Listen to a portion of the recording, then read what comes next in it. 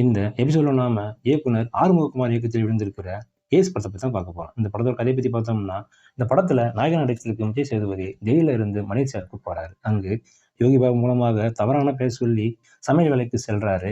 இவர் வீட்டிற்கு எதிரே இருக்கும் நாயகி ருக்மிணி வசந்தை பார்த்ததும் காதல் வயப்படுறாரு. ஒரு கட்டத்துல நாயகியும் காதலிக்க ஆரம்பிக்கிறாங்க.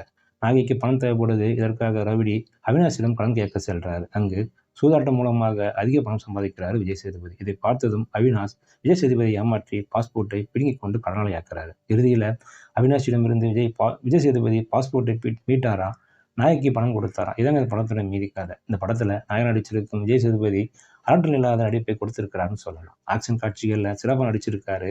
ஒரு சில இடங்கள்ல முகபாவனைகள் ஏதும் காட்டாமல் அப்படியே நிற்கிறாரு. நாயகன் நடித்திருக்கும் ருக்மிணி துணிச்சலாக பெண்ணாக நடித்து கவனிக்க வைத்திருக்காங்க. கோபம், சந்தோஷம் நடிப்புல ஸ்கோர் செஞ்சிருக்காங்கன்னு சொல்லலாம். படத்திற்கு பெரிய பலம் யோகி பாபு. இவர் செய்யும் சொதப்பல்கள் சிரிக்க வைக்கிறது.